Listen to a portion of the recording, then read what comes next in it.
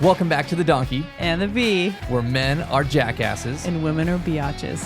where we work together to build an extraordinary life. Tune in to up your game in your marriage, entrepreneurship, and finances. Welcome back to another episode of The Donkey and the Bee with your hosts, Brett and Laura Shaikavis, where we talk all things marriage, entrepreneurship, and finances. If you didn't know, that's what we talk about here. We're talking about finances, and we're talking about being a freak.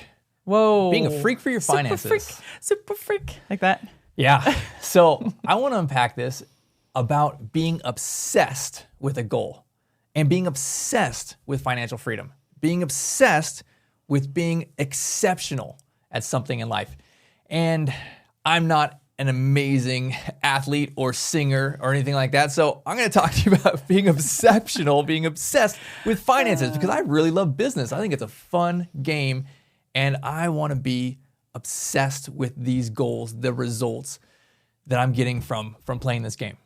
I think the word obsessed is an interesting word, because I think even when I hear it now, I have to change my mindset on it. It can be a negative association, I think, a lot of people's minds, like an obsession, like someone stalking somebody, or it's those Lifetime movies you see where someone is obsessed with somebody.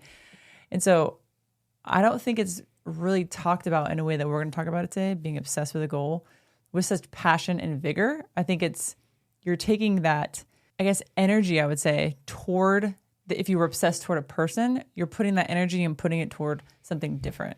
And so I want to paint the word in a positive way, in a way that is really, if you put this into play, if you have an obsession toward something that we're going to be discussing tonight, it will change the trajectory of your entire family's future. We're filming now, and we got football on downstairs, right? People are obsessed with being the greatest at quarterback, football, sports, right? Singers, that socially acceptable. You can be obsessed, be weird, be, disproportionate with your time, ignore your family for these goals, and you're looked up to. Hey, you're the GOAT, right? You broke all the records, right? It's okay for some of these things, but you put this towards money, business, finances, right? And no, you're out of line. You're disproportionate. You should spend more time in a work-life balance. All this crap, right? It's okay to be obsessed in some things in our culture, but not so much towards money. And I think that's crap, right? I think that all the sheep that are working for the man and climbing the corporate ladder with no retirement play, no financial freedom play, I'm not going to follow them. I don't give a crap if they think that my work-life balance is out of place, right? I am being crazy for my goals. I am being exceptional, right? And that means I am the exception. I am the one. And I think you should be the one. Find a goal that gets you so fired up that you want to be the freak, right? The people can't even relate to you. Why is that guy still hustling? Why is he still working? Why is he doing all of these things when he should be chilling and relaxing and taking that time off, right? I think it's totally awesome for you to find something that you were so excited about, whether it's sports or singing or whatever it is, maybe being the most incredible mom possible, right? But just being so over the top with it, being obsessed with this goal. And for us, right, financial freedom, that was what it was. Let's hit this early. Let's get to a place where we can retire early. And then it became well, let's just build something incredible. Let's see how cool we can build something, how big it can get. Mm-hmm. When you say freak, it I just love that word. I don't know why. I think it's such a negative word. Again, we were talking about, but I would love to be called that. It's one of those things where my daughters are like, "Mom, you're so weird," if I do something wacky. And I'm like, thanks. I'm glad. I'm weird. I'm glad I'm standing out. I'm glad I'm not normal. I'm glad I'm not following the crowd. I'm glad that I'm actually going to the road less traveled and not the wide path. And it actually reminded me of this song that I like a lot. It's from Imagine Dragons, if you guys know the song Thunder by them.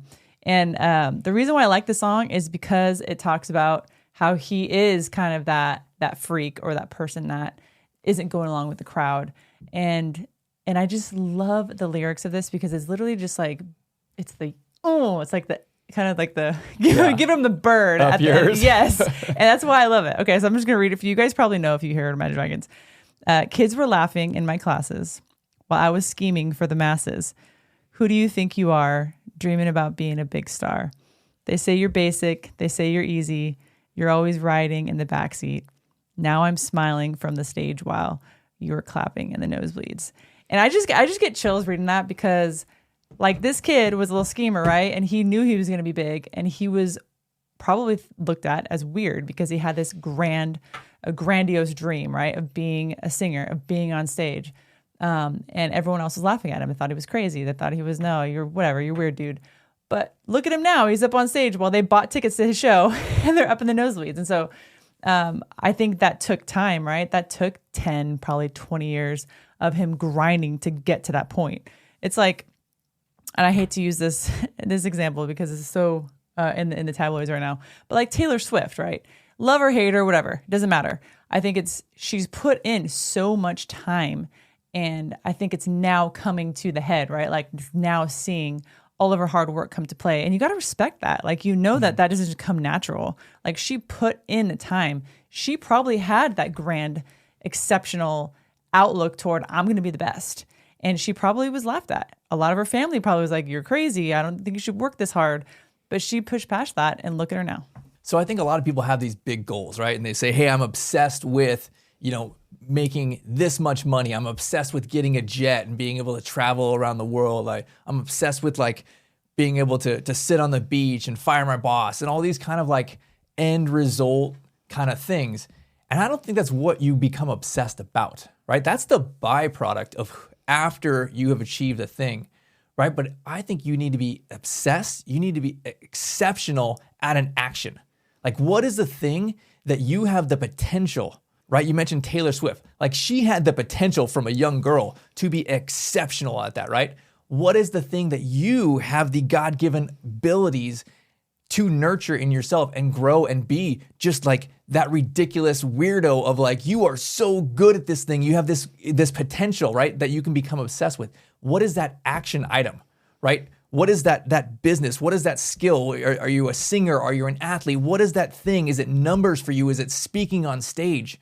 What can you do to be so obsessed with an action that will not give you the lifestyle you want, right? It'll allow you to put in the time. It'll allow you to suffer. It'll allow you to craft or hone your trade. And then it's another 10, 20 plus years of hustling and grinding and doing that thing, being obsessed with the day-to-day actions so that you later can build these results and finally get to that place of, no, I got the jet. Now I can retire on the beach. Now I can travel and see all the cool spots in the world.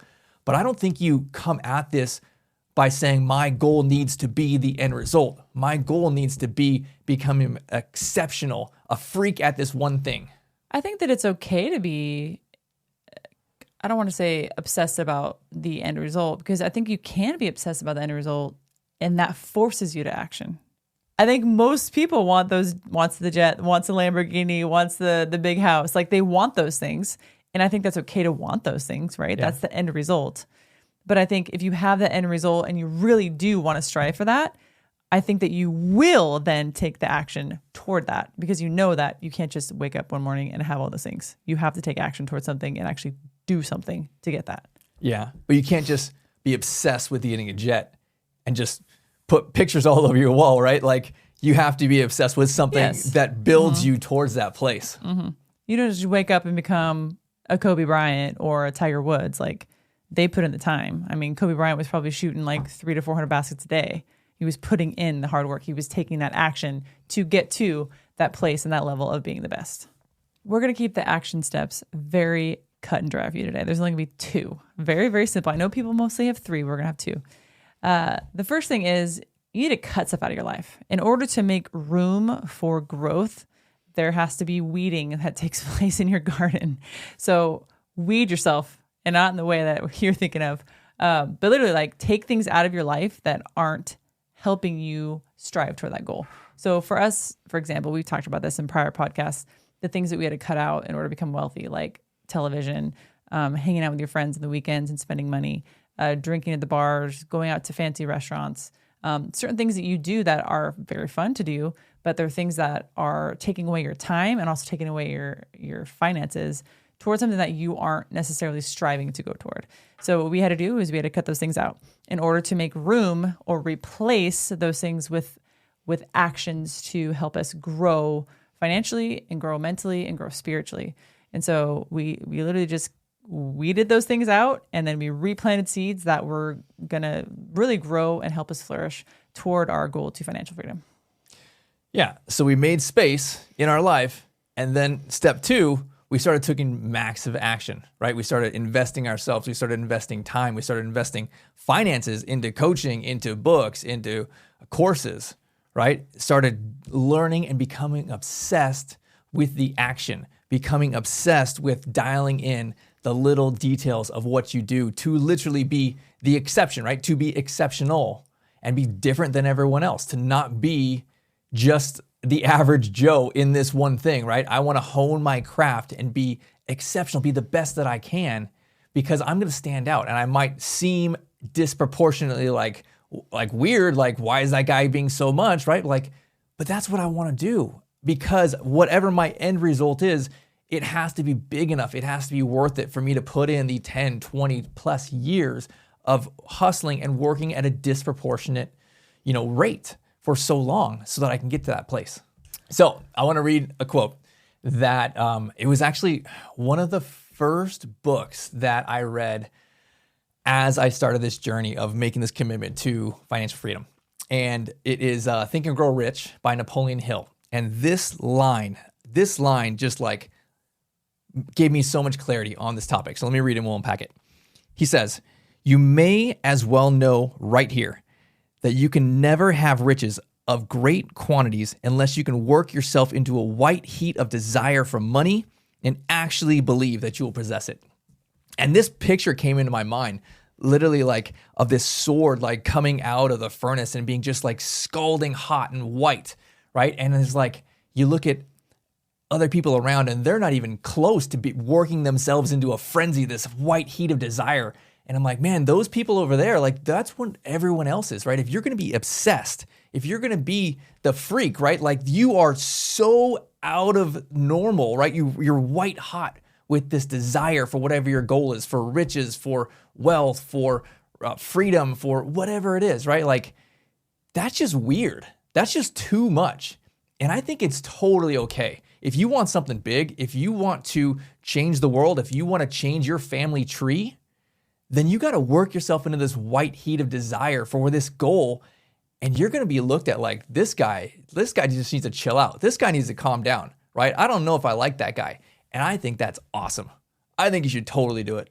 When I first read Think and Grow Rich and I read this line that you just read, I had a different mindset toward it, because I think that a lot of the culture now is infiltrated and fed that money is negative, money is bad, money is evil.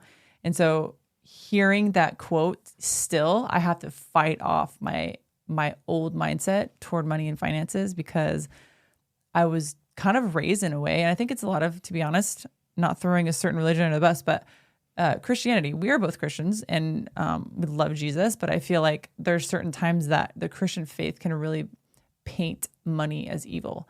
And I think that they thwart certain verses to kind of have their backing on that, right?